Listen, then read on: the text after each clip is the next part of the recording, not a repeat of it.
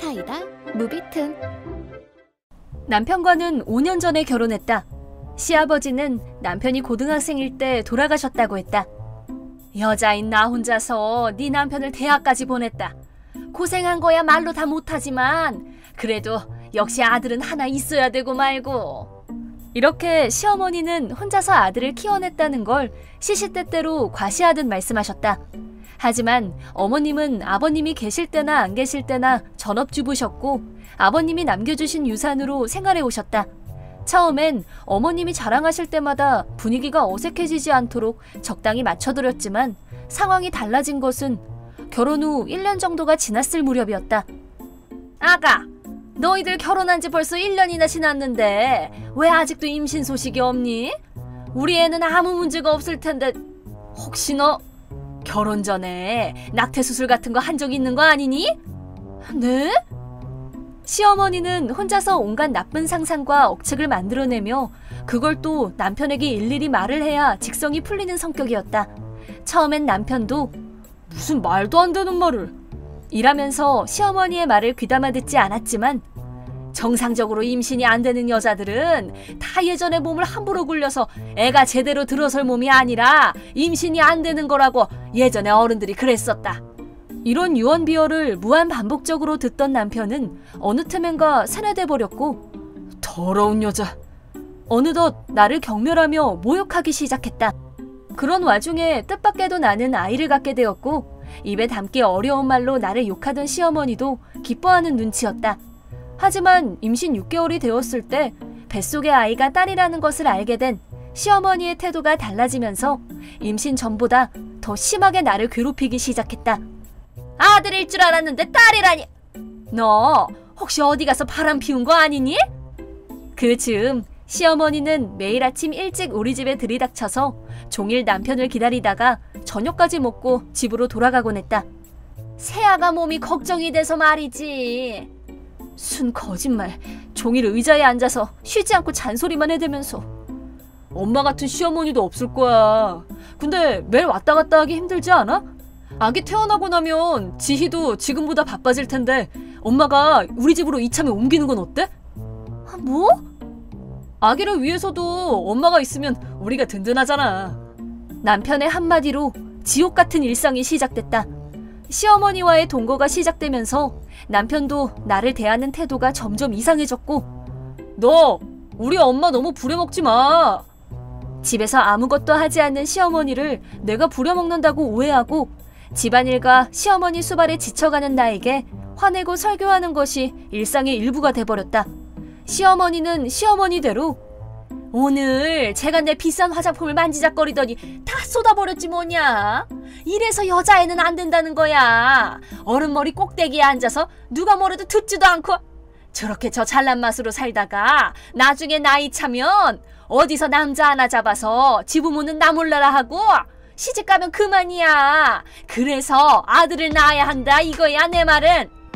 라면서 이제 3살이 된 딸아이가 하지도 않은 말썽을 부렸다고 거짓말까지 하면서 남편의 화를 돋웠다.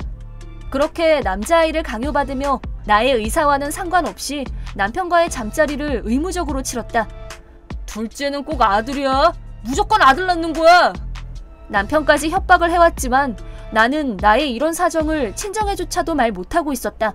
엄마가 많이 편찮으셔서 통원 치료를 받고 있었기 때문에 나까지 걱정을 끼치고 싶지 않았기 때문이다. 그러던 어느 날 더 큰 시련이 나에게 닥쳐왔다. 여기 이분한테 매일 기도를 받으면 다음번에는 틀림없이 아들을 낳을 수 있을 거다. 라면서 시어머니가 한눈에도 이상한 여자를 집으로 데리고 온 것이다. 이 상황에서 남편은 박수까지 치며 반기는 얼굴로 그 여자를 환영하고 있었다. 그 후 자칭 기도사인 그 여자는 우리 집에서 아예 눌러앉아 함께 기거하면서 틈만 나면 나를 방으로 불러서는 아들을 낳는 의식인지 뭔지를 하는 바람에 집안일을 도무지 할 수가 없었는데 그걸 두고 남편은 반찬이 이게 뭐야? 먹을 게 없잖아! 라며 화를 냈다. 말도 안 되는 미신에 빠진 게 분명한데. 나는 집안에서 일어나는 기이한 일들을 매일 기록하고 녹음도 같이 해두기로 했다. 그러던 중 사건이 일어났다. 그날 나는 딸아이를 데리러 유치원에 갔고 평소와 다름없이 딸아이와 집으로 걸어가고 있었다. 그때 자동차 사이를 거칠게 빠져나오려고 달리던 스쿠터가 딸아이를 치고 말았다. 딸아이가 사고를 당한 순간의 기억이 블랙아웃 돼버렸지만 의식을 잃고 길에 쓰러진 딸아이의 이름을 미친 듯이 울며 부르는 나를 대신해 마침 근처에 있었던 교통안내원 남자 2명이 구급차를 불러주고 경찰에 신고도 해주었다. 그러자 어머나 무이였구나 라고 사고를 일으킨 사람이 헬멧을 벗으며 말했다. 가해자는 자칭 기도사인 바로 그 여자였다. 그 여자는 태연하게 어딘가로 전화를 걸었고 통화가 끝나자 나한테 이렇게 말했다. 당신 시어머니가 소녀는 필요 없다면서 차라리 잘 됐다고 생각하라는데? 방금 통화한 사람이 시어머니였다는 건가? 잠시 후 구급차가 도착했고 그와 동시에 방금 얘기를 들었을 시어머니도 달려왔다. 딸아이가 구급차로 옮겨지는 것을 본 시어머니는 갑자기 구급대원들을 붙잡고 말을 하기 시작했다. 구급차는 노인이 더 우선되는 거 아닌가? 여기 이분 넘어져서 다친 것 같으니까 이분을 먼저 병원으로 좀 옮겨줘. 그 자리에서 그 말을 들은 사람들은 믿을 수 없다는 표정을 지었고 그 말이 떨어지기가 무섭게 건강한 노인분들 아니라 다친 아이를 구하는 게 먼저입니다. 무슨 말 같지 않은 소리야. 애는 또 낳으면 될 거 아니야. 어른 목숨이 먼저지. 장유유서 몰라? 억지 좀 그만 부리시죠. 누가 봐도 지금 어린애가 더 많이 다쳤는데 좀 비키세요. 교통안내원분이 시어머니와 기도사에게 거칠게 항의하고 막아준 덕분에 딸아이는 병원에 간신히 도착할 수 있었다. 다행히 딸아이는 병원에 도착하기 전에 의식을 되찾았고 검사 결과 팔에 골절상을 입은 정도로 별다른 이상은 없다고 했다. 그 뒤 경찰에서 들은 바로는 지나가던 아이들을 포함해 목격자가 많았기 때문에 기도사와 시어머니는 조사를 받게 되었다고 한다. 또 경찰로부터 사건의 경위와 앞으로의 일들에 대해 설명을 듣고 있었는데 누군가 병실 문을 거칠게 열어젖혔고 곧이어 남편이 숨을 헉헉거리며 병실로 들어왔다.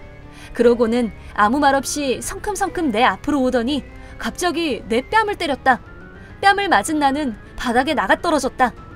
너하고 무의 때문에 어머니가 경찰에 잡혔어. 이제 어쩔 거야? 병실에는 경찰뿐 아니라 친정 부모님이 함께 있었는데 남편 눈에는 보이지 않았던 모양이다.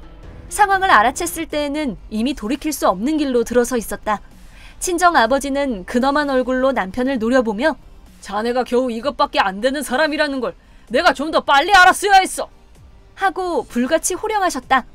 그거야 저 사람이 아들 하나 제대로 못 낳으면서 제 어머니와 기도사분에게 은혜를 원수로 갚는 행동을 하니까 제가 그렇지만 당연히 맞을 매를 맞은 겁니다. 자기 딸아이가 다친 건 안중에도 없고 그 두 사람만 중요한 거야? 나는 굳게 닫고 있던 입을 드디어 열었다. 이혼해요. 그만 끝내요. 지금까지 나한테 했던 폭언, 경제적인 부분까지 하나도 빼놓지 않고 기록해뒀어요. 그걸로 위자료와 양육비를 청구할 거니까 그렇게 알아요. 하고 선언해버렸다. 뭐? 이혼? 누구 맘대로? 게다가 위자료까지? 나는 땡전 한 푼도 낼 생각이 없으니까 그런 줄 알아. 그런 남편을 보고 경찰이 남편분, 제 생각엔 위자료를 내야 할 사람은 남편분이신 것 같은데요. 방금 전에 아내분을 폭행하셨죠? 아내분, 마침 여기가 병원이니까 바로 진단서 받으시고 경찰에 가셔서 피해 신고 접수하세요. 남편분을 현행범으로 체포하겠습니다. 말이 끝나자 경찰관은 저항하는 남편을 붙잡아 연행해 갔다. 나는 친정아버지와 함께 병원에서 뺨을 맞은 것에 대해 진단서를 발급받았다. 그렇게 나는 이혼이 성립되었고 지옥에서 벗어났지만 남편은 폭행 등으로 처분을 받게 되었고 기도사는 사고를 일으킨 것 외에 구호 의무 위반의 죄목이 추가되었기 때문에 두 사람 모두 구속되었다. 한술 더 떠 기도사는 사기와 다름없는 가짜 기도를 주술해온 것이 발각되어 10년 가까이 형무소 신세를 지게 되었다. 나는 아버지를 통해 변호사를 소개받아 지금까지 모아둔 증거와 병원 진단서를 토대로 혼자 남게 된 시어머니에게 위자료를 청구했고 얼마 남지 않은 재산과 융자를 받게 해 시어머니에게서 위자료를 일시불로 받아냈다. 시어머니는 지금까지 시아버지가 남기신 유산과 남편과 내 돈으로 돈 걱정 없이 여유 있는 생활을 해왔다. 하지만 아들 때문에 큰 빚을 지게 되어 일이 필요했지만 일을 해본 적이 없기 때문에 일자리를 찾는 게 쉽지 않았다. 어쩔 수 없이 아침부터 밤까지 이런저런 아르바이트를 전전하면서 지금은 몸이 부서져라 일하고 있다고 한다. 나는 사고 당시 도움을 받았던 교통지도원 두 사람을 찾아갔다. 두 사람은 경찰관 출신으로 교통지도원 봉사활동을 하고 있다고 했다. 딸아이가 무사히 태어나게 된 것에 대해 감사 인사를 전하려고 갔었는데 사실 그날은 다른 횡단보도에서 봉사활동을 할 예정이었어요. 그런데 갑자기 일정이 바뀌어서 그 사고 난 곳에 있었던 거예요. 하는 말을 들었다. 만약에 그때 거기에 나 혼자밖에 없었다면 나는 제대로 대처를 할 수 있었을까? 라는 생각을 하면 등골이 서늘해 온다. 지금은 친정 부모님 댁에서 아버지, 엄마, 딸아이와 넷이서 함께 살고 있다. 엄마도 몸이 많이 좋아지셨고 딸아이도 외할머니, 외할아버지를 잘 따르고 요즘은 지금껏 느끼지 못했던 꿈같이 행복한 하루하루를 보내고 있다. 앞으로 나는 나를 사랑해주는 사람들과 함께 내일을 향해서 열심히 살아가겠다고 다짐해본다. 이번 영상은 어떠셨나요? 재밌게 보셨다면 구독, 좋아요에 댓글까지 달아주시면 감사하겠습니다. 그럼 다음 영상에서 만나요.